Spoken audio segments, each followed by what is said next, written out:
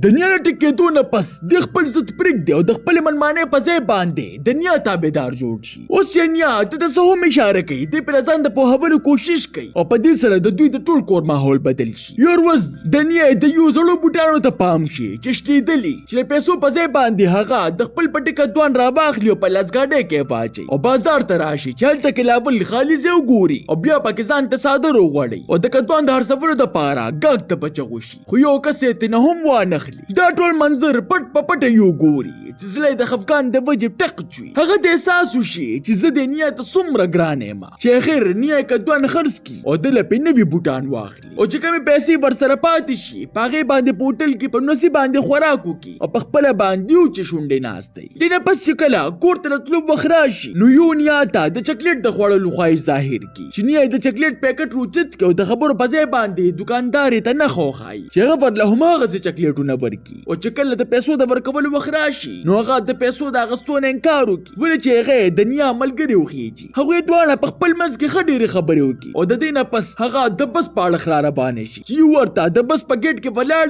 او چکلیټونه ترې واخلي او نیا د ده نه راتلو نه منې کړي ته په بل بس کې راشه او د هغې نه د غوټې اخیستو نه هم انکار وکړي او هغلته کې ایک یوازې پرېږدي. هغه دا هر څه د ګاونډیانو ملګرو د شرم د وجې وکړي چې هسې نو دوی مې په نیا پورې ونه خاندي او زه ورته بد ښکاره شمه. په ټول لار باندې چکلیټونو ته خوشحالې خو چې څنګه سټاف ته راورسي نو هلته کې ورته احساس وشي چې دا ما څو کړل نیا له خو مې خبرې هم نه ورځي. هغه د بس په انتظار ناست دی چې ډېر بسونه لاړ شي راشي خو دوی پکې نیا ونه ویني ولې چې هغه پیاده را روانه شوي. د نیا په لیدو سره دی په منډه باندې خواله ورشي چې په زړه کې ډېر خفوي خو د قصد ورته ووایي وي تا ولې دومره ناوخته کړه چې هغه ورته په اشاره باندې د معافیې دپاره ووایي. هغه د نیا د رضا کولو دپاره یو بد شوی چکلیټ د جیبه روباسي او نیا ته په غوټه کې ور واچوي چې په دې کې د ګاونډۍ ملګري ده له د خپل کور دعوت ورکړي چې په اول ځل د ملګري د ملاوېدو د وجې ده له ټوله شپه خوب ورنشي. هغه سم د سهاره په خپلو کیلونو کې لګیا شي په دې سوچ چې ځان سره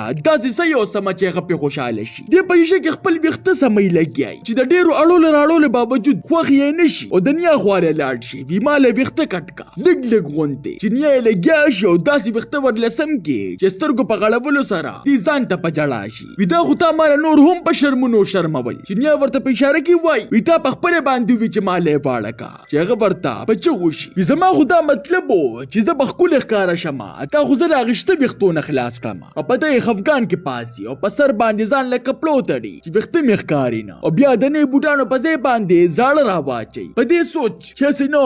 نوي بوټان رانه په غرونو کې سقا نه شي. په لاره کې د خپل سامان ته پام شي چې په هغې کې یوه تحفه یې خوښه نه شي وي دا خو د کلیوالو خلکو غوندې ښکاري او په جیب کې یې واچوي. ښه په خوشحالۍ باندې د ملګري د کور په لور رواني او په لاس کې بالوګې هم راغستي چې په مزل کې د یو چړۍ له ورسي چې په لیدو سره په ذهن کې یو سوچ راشي د خپلې ګاډۍ د پاسه کیني او د چړۍ نه راخطا شي چې د برېک د نه لګېدو د وجې یو مضبوط درز وخوري چې دا ورله ټول موډ خراب کړي. په دې کې یو ماشوم ده ته په چغو راشروع شي وي را منډه کا دې خوا راځه غوی لیونی شوی دی خو ده ته د هغه دا خبره ګپ ښکاره شي او را رواني چې په دې وخت کې واقعي یو غوی په ده پسې راشي چې د شنېدلو بوټانو د وجې دې ته نه منډه هم نشي وهلی خو خوشقسمتۍ سره دغلته کې ها هلک راشي او د غوی د پام د بدلولو دپاره په ځان پسې یې کړي. دې د هغه مخې ته زخمي کښېني هغه ته په شرمندګۍ سره لګیا شي وي ما معاف کا ما په تا پسې ډېرې ټوکې کړي دي په هغې ورځ کله چې تا دغه را خشاک راوړه او ما د قصده تاله اواز درکړ چې پړانګ راغی چې ته په منډه شو د خشاک د وجې درز دې وخوړه چې دې د رټلو په ځای باندې هلک ورته په خندا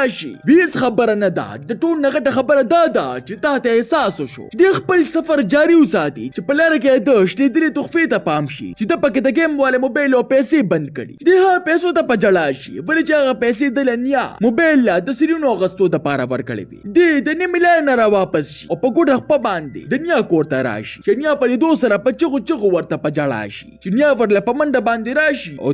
د زخمونو په لیدلو کې لګیا شي چې ده له د اوښکو له صفا کولو نه پس د مور خط ورله ورکړي چې دننه په ورتلو سره دې نیا ته خط ویلو سره په یو ټکي باندې پوهوي چې په هغې کې لیکلي وي غم مه کوه ما ته نوکري میلو شوه زه سبا در روانه یم. نیا چې څنګه افغاني لفظونه لیکي نو دواړه د خوشحالۍ د وجې په ژړا شي او د تلو نه مخکې دې نیا له په 15 شپږو ستنو کې تار واچوي په دې سوچ وي چې زه نه یم نو نیا به مې په چا پسې ګرځي. په سبا باندې مور یې د پسې راشي او درې واړه د بس په انتظار کې ودرېږي چې یو سخت پریشانه ښکارېږي. هغه په تادې سره بس ته وخیږي خو زړه صبر نشي او نیالا خپل د کهانو کتاب په تحفه کې ورکی او بس ته پختو سره نیا ورته په اشارو شي خو ته په د قصد ځان ناغرضه کړي ولې چې هغه دا نه غواړي چې نیا مې په ما پسې خپه شي او چې څنګه بس لږ مخکې لاړ شي نو دې نیا ته پکتو شي او ورسره د سترګو نوښ کې هم په بېدو شي بل خوا نیا چې څنګه د کهانو کتاب وګوري نو په هغې کې یو د خپلې مینې اظهار نیالا د تصویر په جوړولو باندې کړي تاسو ته دا نه کهاني څنګه ولګېده ما ته خپله قیمتي رایې په کمنټ کې ضرور راکړئ ملاویږو به په یو نوي ویډیو سره ما له راکړئ اجازت بای بای